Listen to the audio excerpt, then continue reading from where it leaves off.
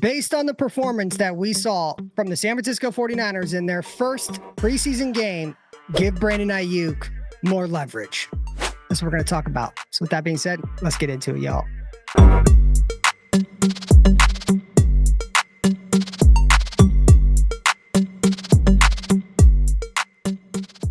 Yo, what's up, everybody? It's your boy, Ryan Tigey, back in action. The wide receivers for the 49ers, the group of players that were there, it was bad. And I don't think there's any other way to massage or slice and dice it. What we saw from the performance by all the wide receivers, I believe gives Brandon Aiyuk that much more leverage. It was clear to me with the drop passes, specifically on the deep balls, which the 49ers have historically been bad at ever since Brock Purdy took over the quarterback position. It is something that's obvious when saying it. You got to hit those. And there was multiple throws last night from Brandon Allen that passes were just dropped. So when you start to expose the depth chart of the 49ers, I think there is a massive opportunity for Brandon Aiyuk to put his gas on the pedal to get the contract he is looking for from the front office.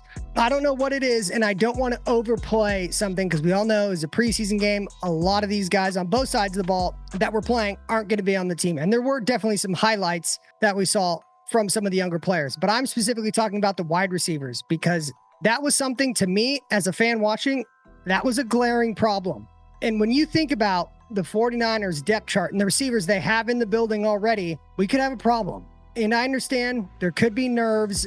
And again, it's preseason. I understand all that. But I think the 49ers got somewhat exposed on the receiver side, specifically the young guys that are, at least some of them would play potentially meaningful minutes if one of the core guys is about to go down. And that's all was saying that we don't even know if Brandon Aiyuk's going to be on the team. I've made a ton of other videos about the Brandon Aiyuk situation. I believe even more so today than I did in past videos, the Niners need to get Brandon Aiyuk back, because when you peel back the layer of the depth chart, it doesn't seem like we got that many guys. Now, obviously, Ricky Pearsall, he did not play, the 49ers first round pick, but why didn't he play? He was injured. Are we sure he's going to be healthy enough to even make it to the first regular season game? Even more so, make it through an entire stretch of 17, 18, 19, 20 games potentially without getting injured? He came into training camp coming off a hamstring injury, I believe it was. Now he's got a shoulder injury. The 49ers just put pads on. So it's a little concerning that the first round wide receiver has already been battling 2 injuries, and injuries enough that keep him out of playing meaningful football in the preseason. And sure, is there some caution to it? Could Ricky Pearsall be playing if this is a regular season game and they actually needed him to be on the field?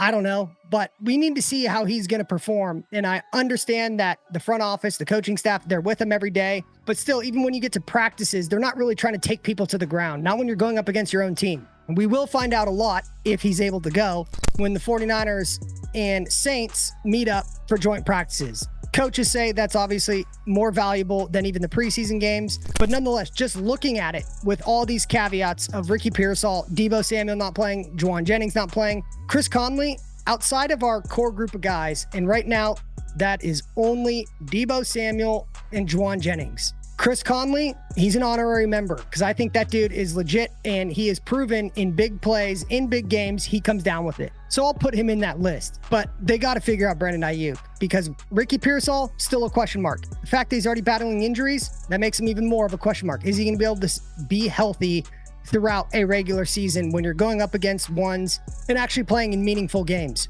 So the guys that I was a little surprised by, specifically Ronnie Bell, I thought I was going to see a little more from him. He was one of the guys that dropped one of those big passes, but it did not look good for the 49ers offense, specifically the wide receivers. The 49ers right now, they are battling a lot of injuries. Now, there were some highlights.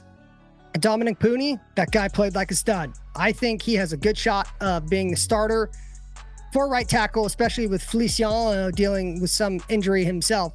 But when you just look around the roster with all the injuries the 49ers are battling with, couple that with a player that's not happy in Brandon Aiyuk, and then your best player in Trent Williams, still MIA with no contract done, with no definitive timeline of when they will possibly get that done so he can be back. We still have time, but it's starting to get a little nervous about the situation with the 49ers. They have just had a lot going on this offseason. And with this ongoing, lingering situation with Brandon Aiyuk, it just makes me a little less confident with the 49ers and the team that they got this year.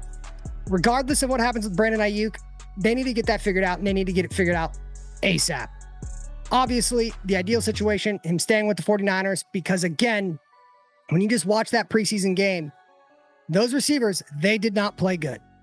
And when you look at the preseason, how they're calling basic formations, basic plays, is basic play calling all the way around. Because all these guys, they're new, they're adjusting to being a pro in a pro style offense with Kyle Shanahan's crazy offense. And Kyle Shanahan wasn't even calling plays last night.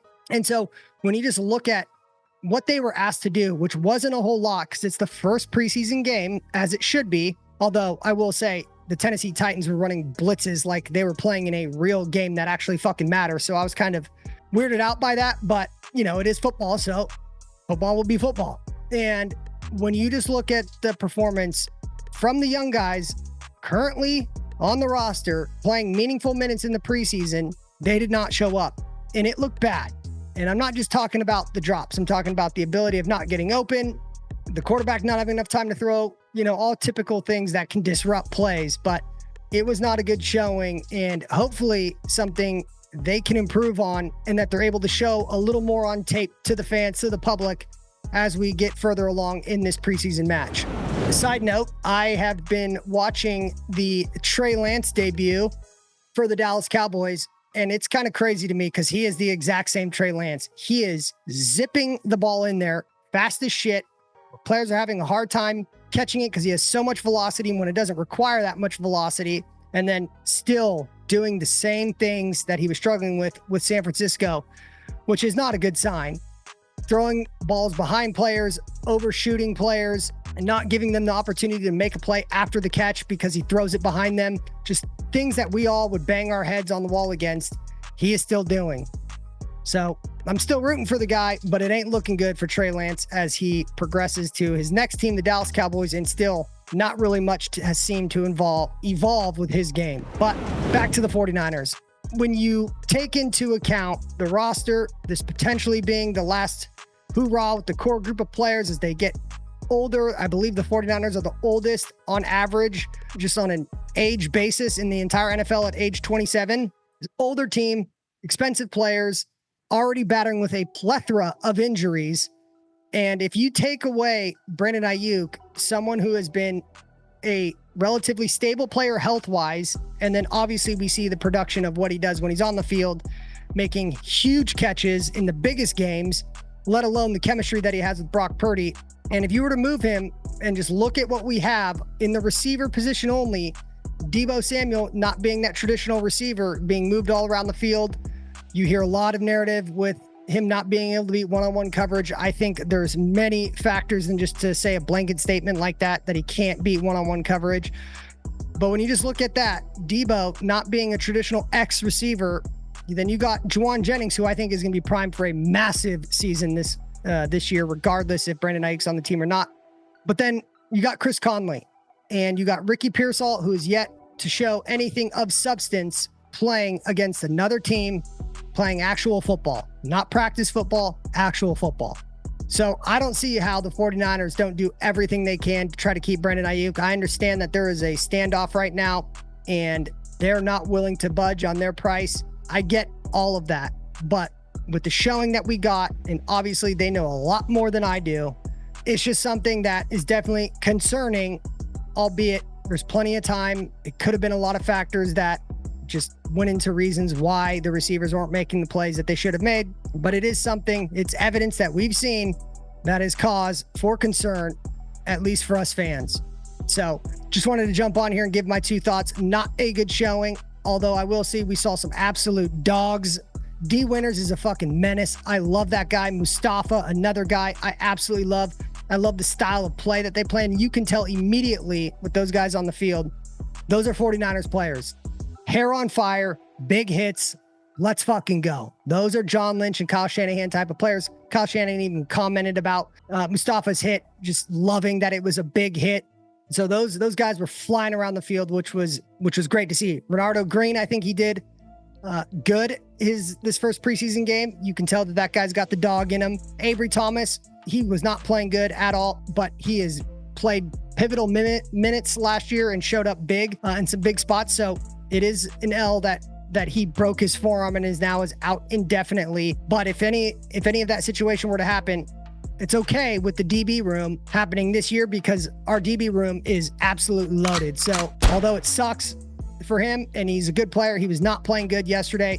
He's the one last year. I remember multiple penalties that he got called in huge spots. So the 49ers couldn't get off the field. The same thing happened when he was playing in that preseason game. And so I feel bad for the guy, but if it were to happen this year, at least we have a deep room that the 49ers, they will be able to handle it. And one of the things, just real quick here on D Winters. So I didn't realize how fast D Winters was. When he initially got drafted, I did a video about, I loved him as a player. And I thought he was going to fit the mold and the bill for being a 49ers, and he has shown it. But I didn't know he was as fast as he is, running a sub 4.540, like a 4.48 or a 4.49, where he almost is too fast, where he would over pursue. And so it's something that I think he's just going to get a ton better at. Obviously, with more reps and anything, you get better.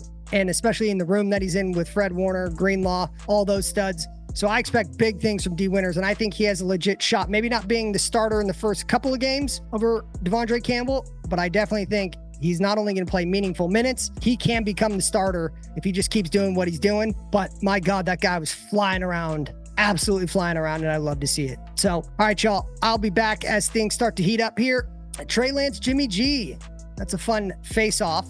Crazy that Trey Lance is on the roster if what feels like 100 years ago, but it actually was really recent. So, all right, y'all, I'll be back. But until my next episode, like, comment, subscribe. You know the deal. Hit me up. Peace.